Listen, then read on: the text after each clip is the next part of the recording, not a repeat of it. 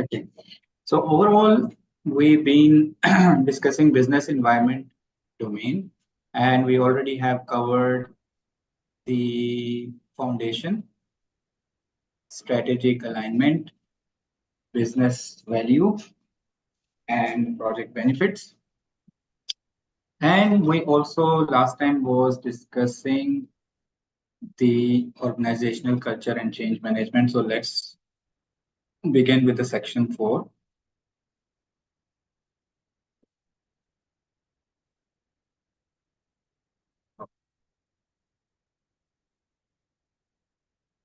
Give me a moment.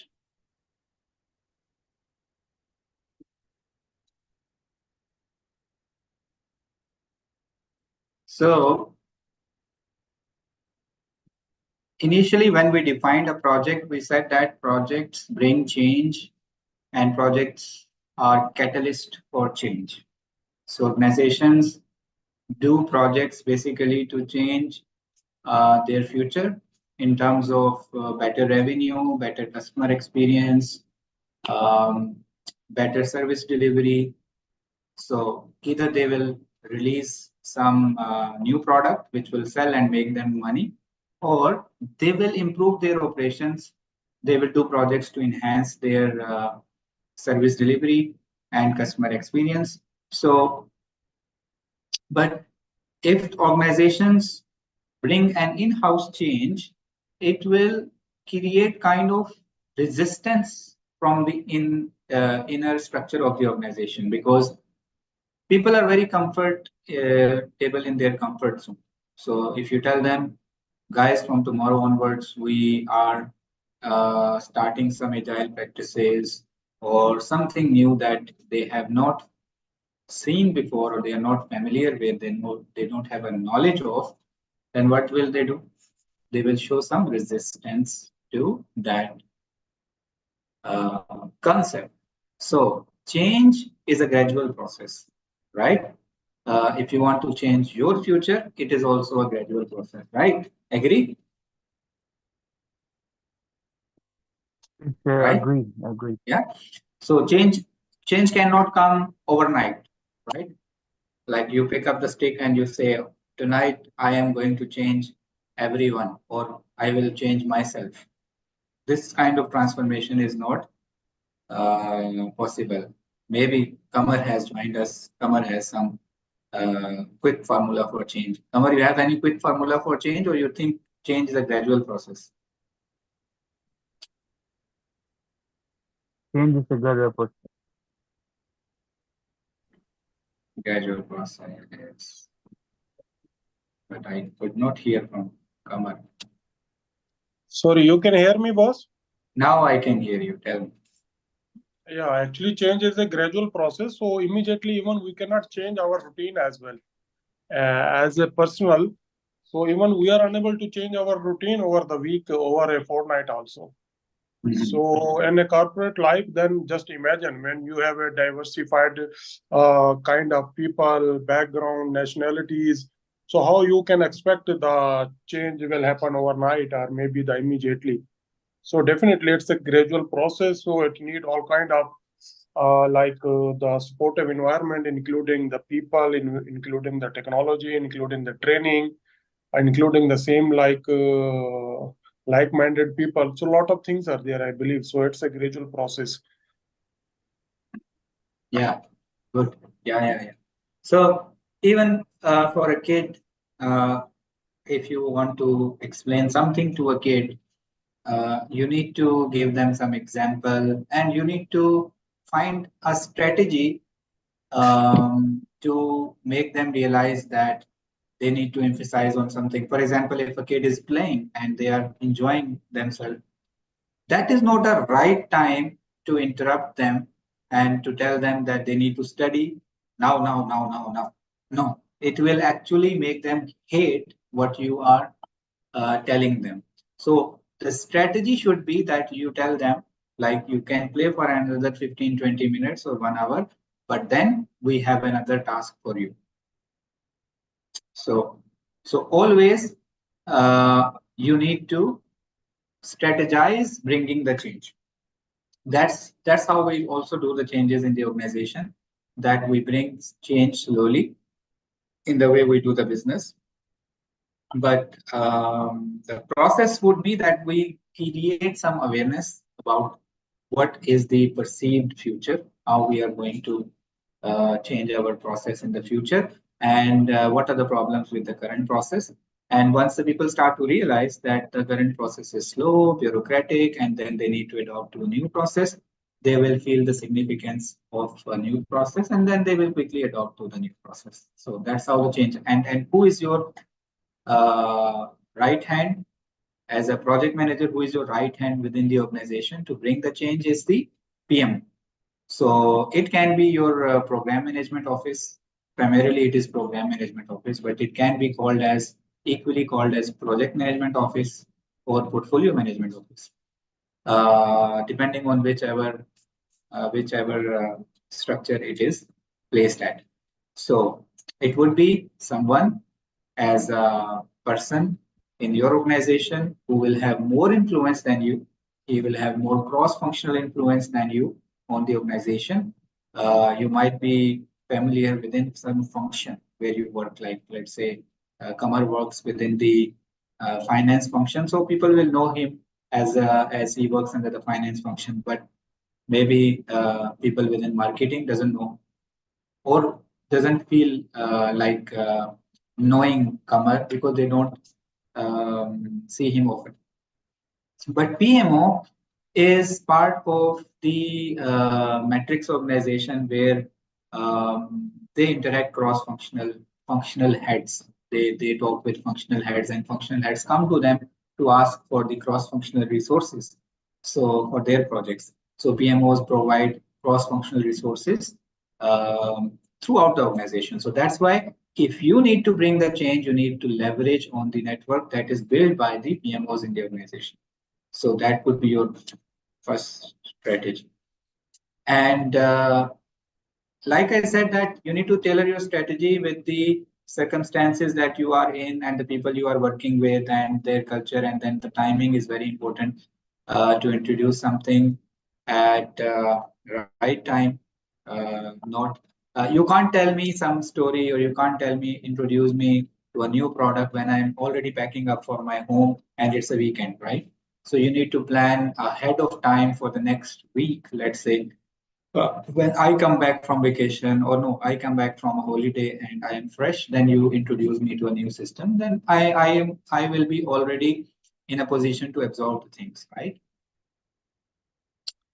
So that's how we introduce the new systems that we work with. And so, as I said, that organizations follow some standard processes to bring change, and some of these are that first you need to understand organizational culture. That are they are they change savvy or change averse? This also goes with people who take more risks and people who doesn't take any risk, right? Because sometimes you introduce a new concept, new thing, so those things actually does not make any. Because the organization sometimes is a change savvy, then they will be happily accepting the change. So first you need to assess the culture of the organization. Is it a bureaucratic, or is it some startup or entrepreneurship is there, and then people are uh, tech savvy, and then they will be easily adopting the change. And then you need to evaluate how your project is getting impacted by the processes of the organization, as I said, and vice versa.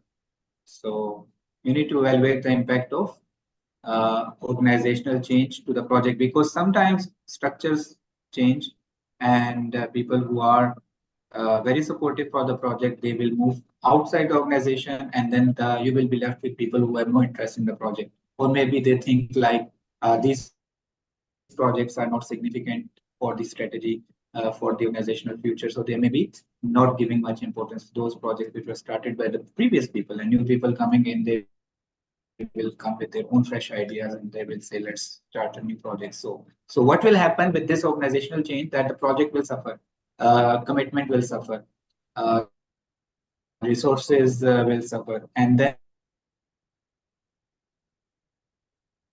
objectives will suffer, and ultimately you will not. So here we talked about two type of influences. Like I did a project created some product or introduced new service, and we impacted the organization to adopt it. But there could be a situation that organizational structure changed. New CEO came,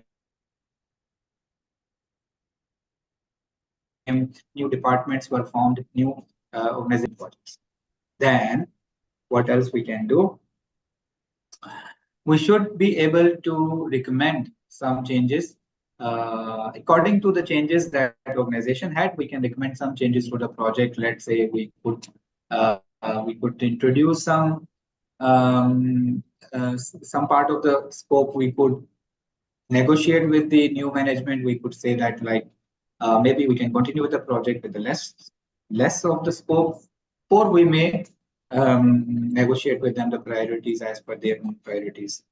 So, uh, but it is not surprise that project scope changes or project or our organizational direction will change.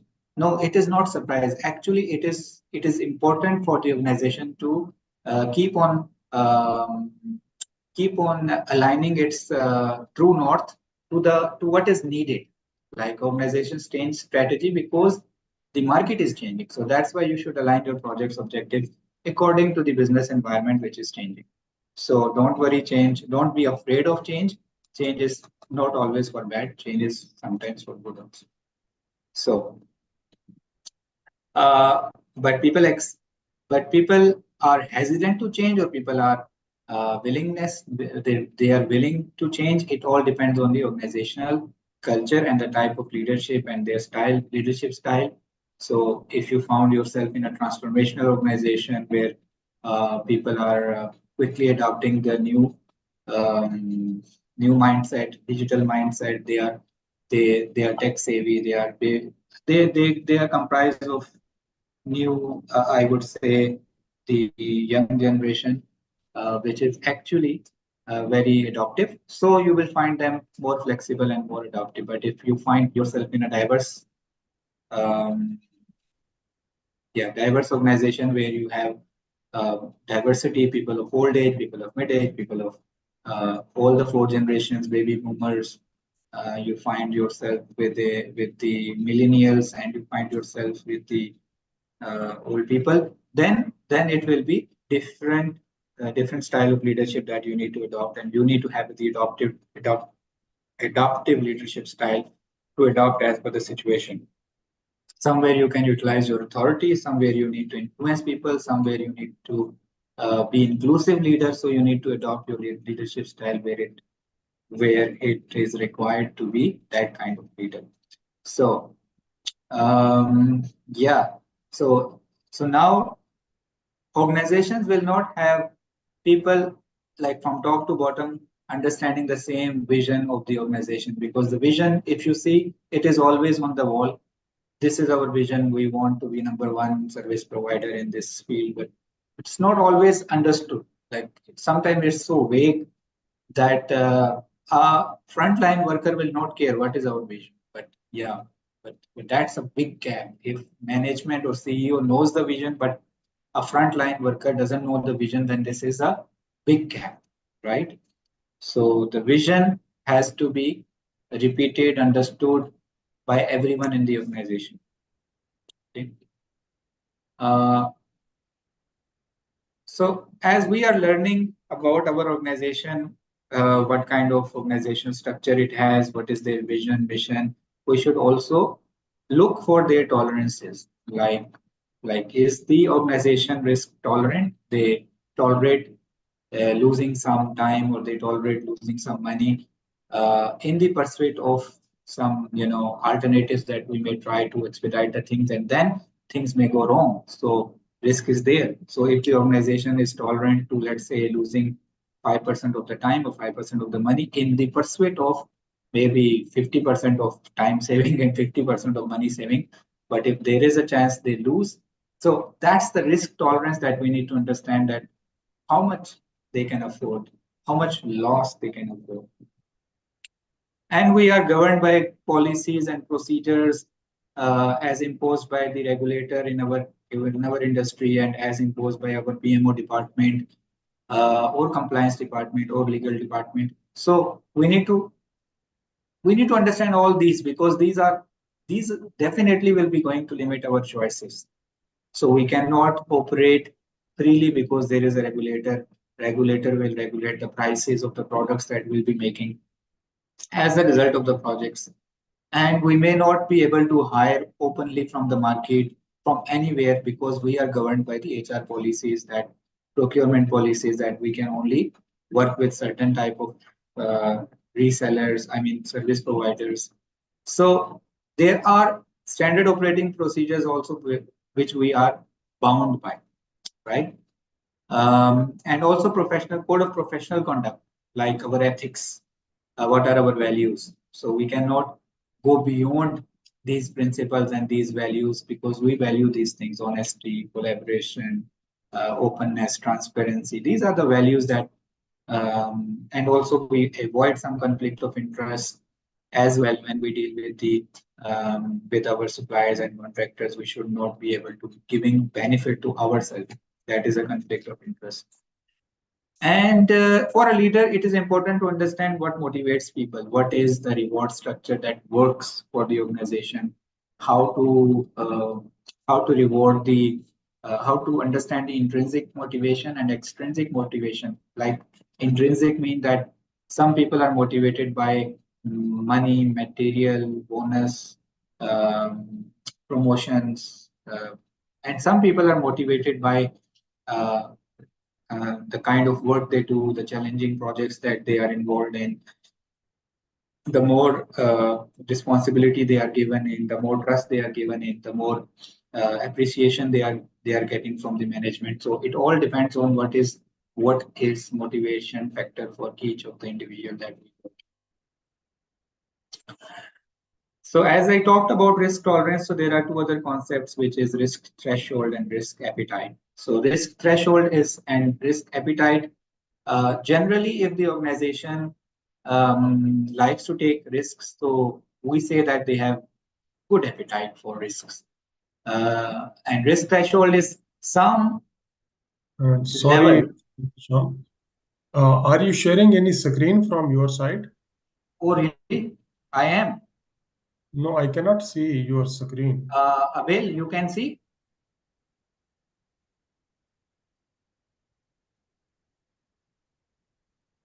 Oh, Now I really? can see. Yeah, now I can see. Guys, were you able to see the screen before? Yes, yes, I can see, sir. Okay. Okay.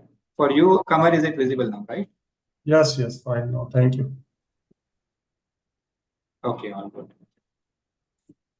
So, so I was touching base risk tolerance, and then I talked about risk threshold and risk appetite. Um, so how much hungry you are to take the risk is your appetite for the risk, and what is your threshold? Like beyond that maximum amount of time or maximum amount of money, you won't allow any further risks. So some organizations have 5% threshold. For example, if they want to take a risk, they will say we have a 5 to 10% risk threshold. Or 10 threshold is actually the upper value of the limit. If you have 5 to 10%, then threshold is your 10% limit. So your limit is your threshold, and risk tolerance is some range. Threshold is the upper value of the range, and tolerance is between this. We are flexible. So but it all depends on where you work, which country you work, which industry you work, what kind of leadership you have, and what kind of skill set in your project team you have. So I can take risk because I have very experienced team which can stabilize the operations. If anything goes wrong, they can roll back. But I may not be able to take risk because I have very inefficient team which cannot roll back the stuff if the things go wrong. So it all depends on who is at your back. Like leader, strong leader is at your back. You are in the industry which is now industry is another factor because some industries are highly regulated industries and we do not have margin of failure or we do not have margin of mistake. So there are high penalties. So our tolerance is actually our risk appetite and everything is going to be dependent on what kind of industry we operate. Like for example, medical industry, like the pharmaceutical. Now in the pharmaceutical, it, you cannot try any vaccine or any medicine right away without it passing through various strict tests, right? So yeah, definitely. So it is the matter of fact. It's a life and death matter. So you cannot try any medicine right away. So it all depends on the industry where you work and the country and the region where you work and the type of regulations that are imposed. So yeah, your risk tolerance and appetite will always be governed by those. And change, as we were talking initially when we started, is a gradual process. And gradual process means that you need to create awareness for the change, and then you will motivate people, and they will be willing to change. Then this means that there is a desire for change, and the more the people will get the knowledge about the future, like what is there if we change, what is there in the new system, then they will be more willing to change. And if the people can quickly adopt and demonstrate the usage of new systems, and so they will be also engaging with you during the change. And once you have trained them with the level of engagement that they shown, just re-emphasize the change that they have started to adopt. It's just like picking a new to start walking. So it will be very staggering in the beginning and the baby may fall down, but gradually you will pick them up again and they will start walking again, and then you will give them some confidence. So this is how change can be reinforced as well. So we have many known frameworks. So one of the framework is the one that I just discussed, for awareness, D for desire, K for knowledge, and A for ability to demonstrate new behaviors, and R for reinforcement. And this is the model that has been applied, tested by Microsoft and other big organizations to bring in the change and the transformations. Never force a change. This says these are the don'ts of the change. And if you see some resistance, then you divide and rule, uh, alienate the people who are resistant to change, group them, and also work with them separately so that you can help the people who want to change, and you can target the people. I mean, you can um, take those people who are resistant to change as your uh, separate strategy, giving them more focus and answers to their questions and more special attention so that they can be changed. But overall, change needs some awareness creation, knowledge sharing, and more and more people uh, get the knowledge, they will be changed. Because there is one saying in Arabic that people hate the things they don't know. So first let them know. Once they will know, they will start to like it. But if initially when computer came and then they said that it's some device that will help people to get the job done faster, so people started to hate it because initially they don't know how to operate the computer. So later on they realize that it's for their benefit. They can get actually job done faster, and it's not going to replace their job, but it's going to create more jobs. And then people started to become software developers and programmers. Uh, Using that computer, more jobs came. So now similarly, now AI has came and people thought of that the AI will be replacing their job. Yes, there are certain jobs which can be replaced, but there are certain jobs where being on a job, you can be more productive if you are using the AI for your own benefit. So yeah.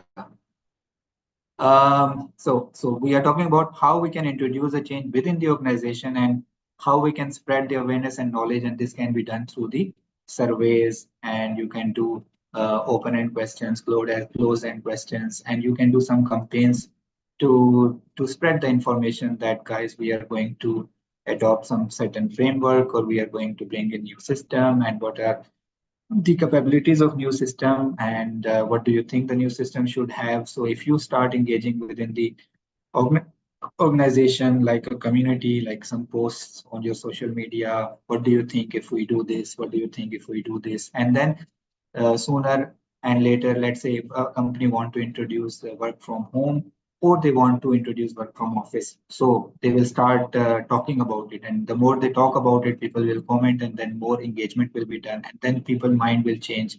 They should be moving to the office, or they should be moving away from the office. So one of the other method is the bright line campus.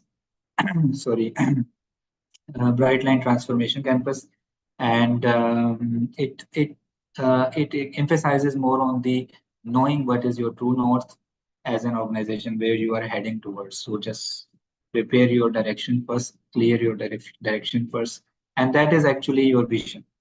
So what you want to be, you want to be uh, $1 billion company. So this means that your focus is to introduce more products, increase your profit margin, increase your revenue, and you will be always behind your numbers, and you will be always improving your services. So that should be your North Campus. And what else is that you need to get your early adopters feedback and your customer insights as quickly as possible, because this will feed in you for the continuous improvement.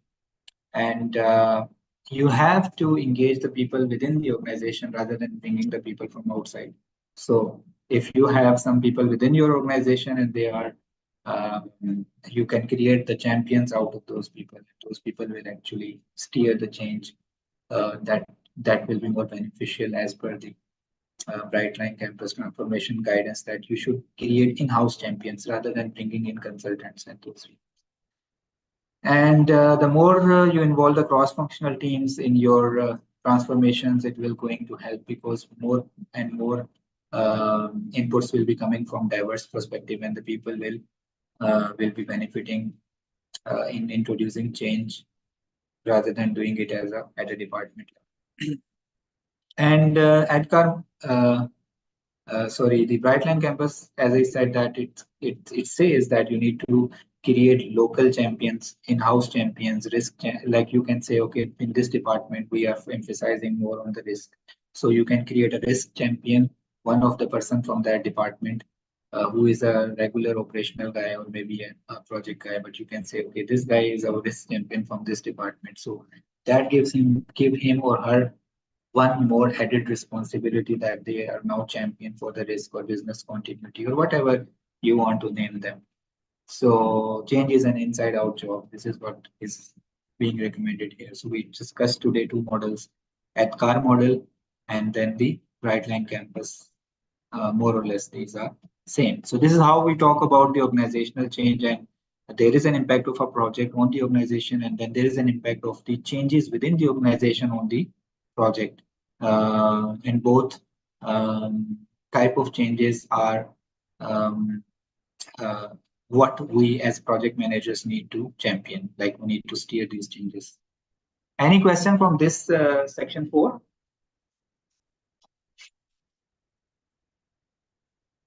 If not, then we'll quickly move on. I want to complete these two other sections today as well, so that we are done. All right. So in any organization that we work, the big organizations always create projects. With the projects, they create the organizational governance around the projects. So which means that they will have some people who will be always looking after monitoring, so that the projects should not steer away. Like they should be always monitoring. Okay, where is the plan? Where are the daily meetings, or what is the methodology that we are following, and what are the documents that we are making? So if there is someone who is watching, you will be always feeling like, yeah, we have timelines, we have to meet those timelines, follow up is there, people are rolling the wheel. So if there is no governance, no check and balance, then people will stay.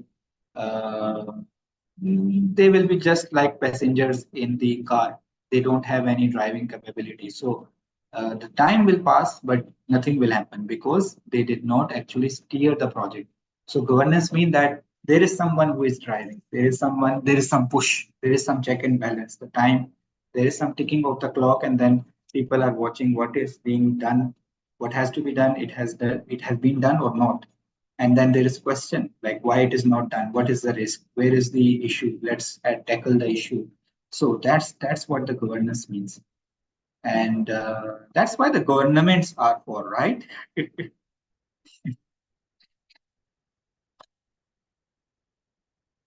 Yeah, makes sense, right? We give them 5 years, money, a lot of budget, everything, now run the country.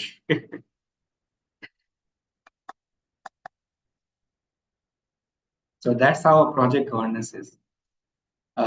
So if you squeeze too much processes in and too much of governance, will also be a bad practice. Like people will say, "Oh, we have to meet every time, report our progress." So we need to strike some balance between let the people do work, and occasionally or twice a week or once a week they should also be consulted that what happened with their activities and where did they reach, and if they are having any issues or obstacles, then we should be able to support them, because support means that right time, if you support the people doing the job, it will be beneficial. If the time passes by and then the whole time passed and then they didn't say they need a support and you didn't provide the support, and then time cannot be brought back, right? We will be losing time and the projects will get delayed. So timely support is needed, but timely support will be given when timely escalations will be happening. So so that's why we are saying we need to find out right balance between too much and too less of a governance, because you cannot sleep and lay back that let people do the work and we'll see once they are done. So it will also be not a good practice. So you need to keep an eye, keep watching, um, get involved when you see that the risks are not getting managed and issues are still open for a long time. So you should involve yourself being a leader, but don't get involved in every trivial issue. So that the people should also be feeling empowered enough to resolve their own issues. So strike some balance between clear, too much and too less of governance. Idea is clear. Abil, Yes, yes. sleepy. No, no, I'm not. I'm following the class. Okay. Okay. Okay, so what are the components of governance? So, as I said, that you need to sneak in, you need to have checkpoints, you need to find what are the touch points when you will be actually involving yourself. So, so being governing body and steering committees and PMOs, we get involved in the projects at certain points, like when the phase of a project is done and next phase of a project need to be chartered and approved. So the governance is involved for the governance reviews. We can call it phase gate reviews, and those phase gate reviews we have some touch point with the management and the governance. Um, yeah, so in governance we say that we will have some change management, some communications that we need to be taking care of. We need to also have in place, ensure that we create the charters, we create the project management plans, and we provide decision-making support. So, for example, uh, if if we are stuck and then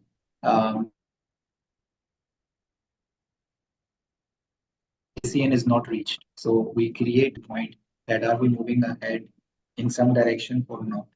So right time governance means that governance will provide the decision making support at the right time. So this is very important part of the governance that when the team gets stuck and they don't know which direction to move forward, then the governance will come and we are not choosing behavior. So this means that team will be given some decision making support. And sometimes if there are alignments required between various departments, if you're introducing some new product or service, so you must consult with marketing ahead of time. They need to introduce the product. You need to consult legal, you need to consult compliance, you need to align with finance, you need to align with operations who will support this product. So a lot of internal alignments are needed. So which means that once you do the alignment meetings, you are doing the governance part of the job. And what if you have introduced or stakeholders have introduced a change in your project and that need an approval? So again, you will go back to the change management process, and that is part of your governance. Yeah. So approving the change, disapproving the change, it means that there is a governance. So also risks being managed by the team at their level, but if risk reaches certain threshold level, then we must intervene. We must intervene, like we cannot lose any further time or any further money because we say we don't have any room left. So we must intervene and we must take charge of the project resources and the budget and where it is going and where it is steering away. So this is how we ensure governance, deciding which project lifecycle we should choose, which development approach we should choose. Remember, the predictive, the incremental, agile, all these approaches uh, which we decide for our development. So it's part of your governance, like, okay, let's choose predictive because we are having a very straightforward project. Let's choose incremental because we have a well-defined roadmap and we can implement one feature on top of another feature. Let's choose agile because we need to always enhance our product as well as increment it. So these are some guidance that we can have during from guidance coming from governance, like who we will look after. Let's say you need to decide, sir, which type of development approach we should use. So depending on organizational culture and what kind of projects they have done in the past, the answer will come. Let's be agile. Let's be predictive. So, and almost as I said that earlier, there are influences of the people inside the organization and outside the organization. So, being a project manager, we have to build a relationship with all across the organization. So, with the entities that are outside the organization. So, it's not one man job, but yeah, it will also influence your projects. So, that's being said. Any question in this slide? Valerie? Sleepy? Maybe Valerie is looking. Trying to understand? Okay. So far, we were discussing governance in terms of predictive projects that we have discussed, strict change management and phase gate reviews, and these are certain characteristics of the predictive governance. But what are the practices of the uh, governance in the agile projects? You know the ceremonies that we do, daily stand up. So what we do, we just bring in everybody. This is governance. We say, okay, stand up. Tell me what you are going to do today. So this is governance.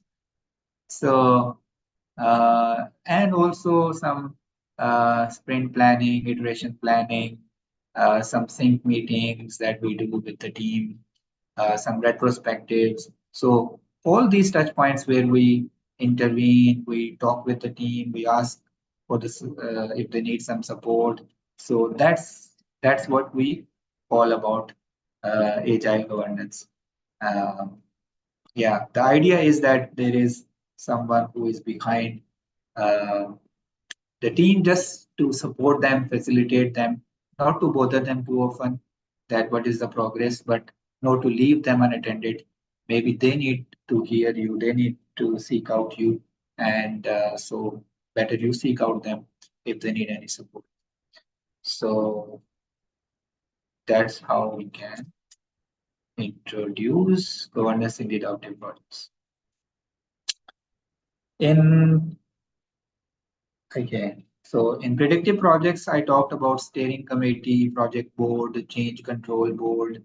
These are the terminologies we've been hearing that these are the uh, bodies that provide the governance. The steering committee might comprise of senior VP, functional heads, PMO, departments, and so as change control board also has sponsor in it, and sponsor may be the senior VP or the chief of the department. And in Agile or in we call in the frameworks like Scrum and the Safe, we also have kind of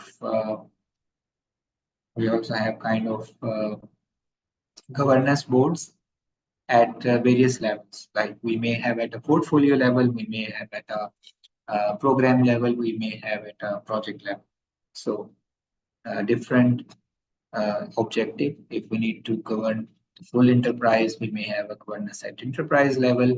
If we need to govern a program, then we may have a governance at program level. Or if we need project board for a project level, then we may have a steering committee for the project. What is escalated, what is not escalated? Like, as I said, that if the issue can be managed by the team themselves, they will not bring it to the project manager even. But if they cannot manage themselves, they cannot find a solution, they will bring it to the project manager. Now, if a project manager can help, provide the help, support in decision making, in resolving the conflict or the issue or the risk of finding the mitigation, fine. But if they don't, uh, then they will not wait. They will see if the issue has crossed the tolerance level, they will ask for the support from the PMO department.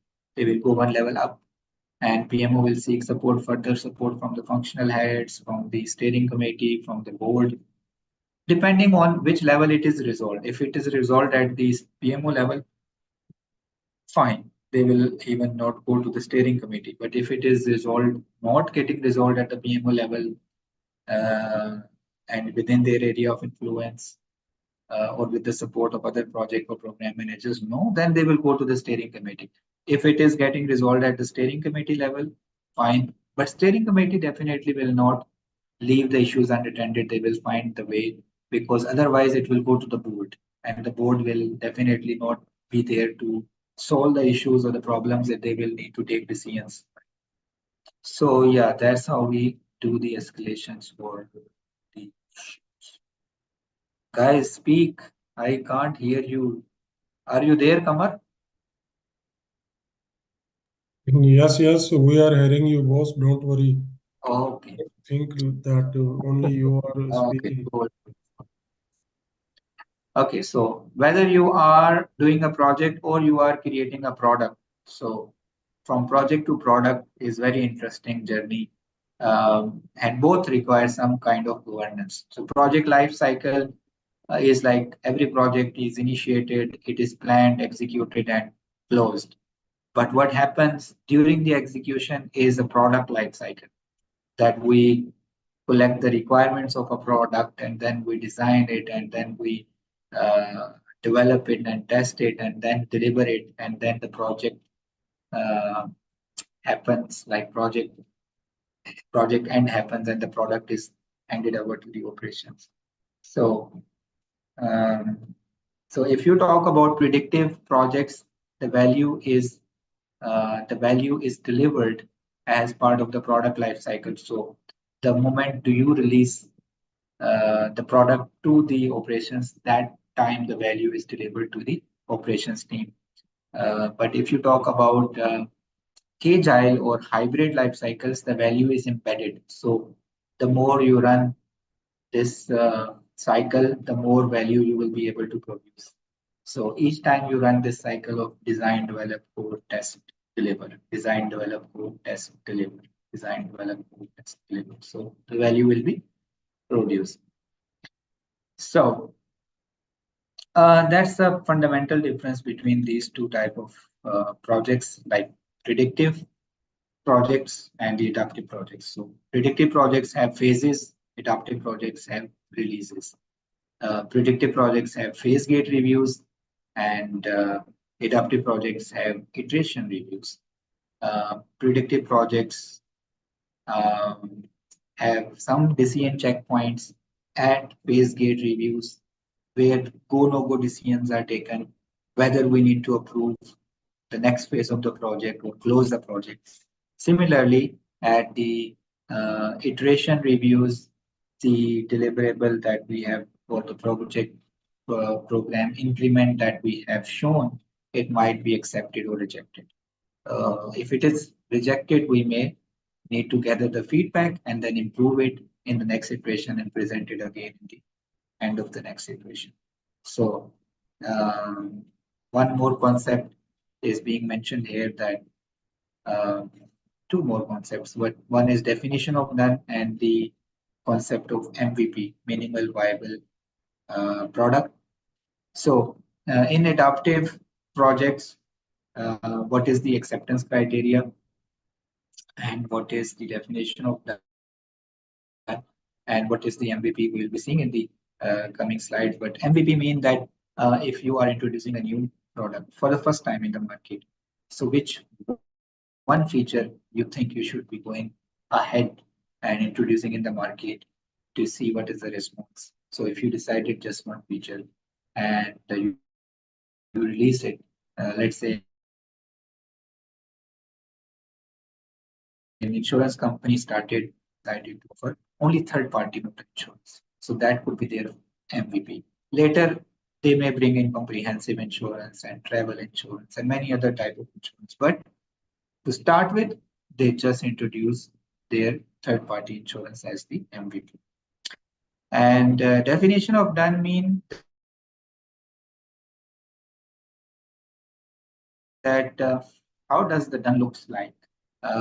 So if it is acceptable, it means that it is meeting the definition of done. So definition of done is an acceptance criteria. Any story that is built, it must meet that acceptance criteria. And if it has met the acceptance criteria, it has met the definition of done, it will be accepted that as done. Now, when we do predictive projects, we can split a big projects into various phases. It's kind of an incremental. You build something in one phase and then you increment it in another phase and increment in another phase. So if you do various phases in parallel, let's say you split your delivery teams and then one team started working on the residential building and one team started working on the park. So you started two phases in parallel.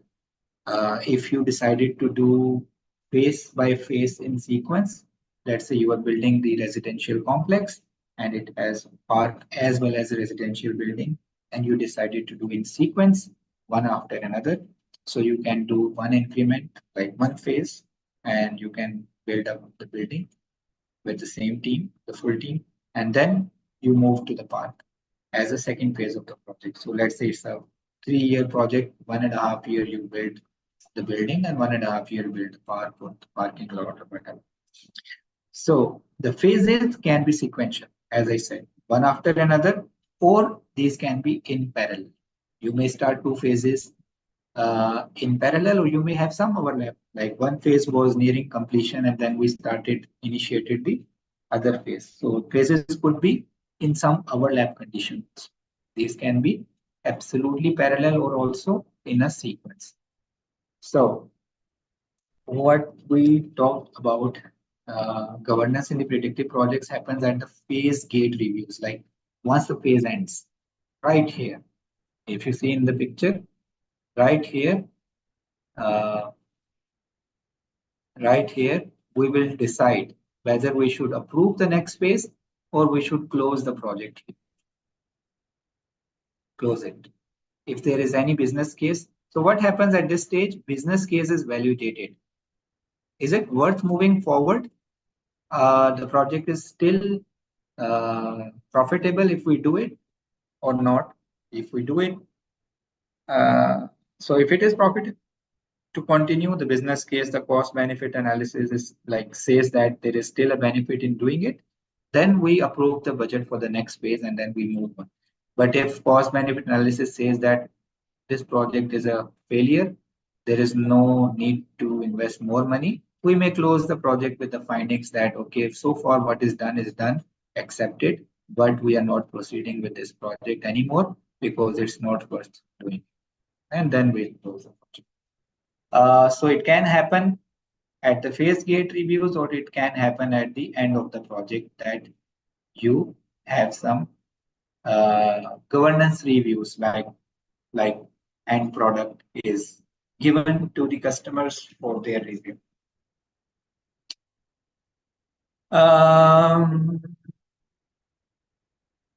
Yeah, so if there are huge risks encountered, then the projects will be terminated. Not their second phases might not be approved. Yeah, this may happen, guys. That project is not the project is demolished. Like the project is not chartered. It's closed. Alas, we are closing the project. So this may happen. So in this lecture, we touched base the governance topic, very important topic. Next lecture is about the compliance. You want to take me, you want me to take you through the compliance or you want me to take you through the compliance in the next class? Yeah, sure. It will be better in the next class to take us You through the want me to compliance. take you through? Yes. No, the next class will be better. Enough. Today we covered 3 sections already. Yeah. Enough. Yeah. Valerie. Valerie already slept. Yeah. Kamar, you want to stay? Yeah, actually, I need to discuss something. So, Okay, tell me, Kamar. You want to discuss with others or one-to-one? it's just something personal, one-to-one. Okay, then I would say uh, thank you, Abel and Valerie. Guys, thank you for joining. And we will complete this domain in the next class.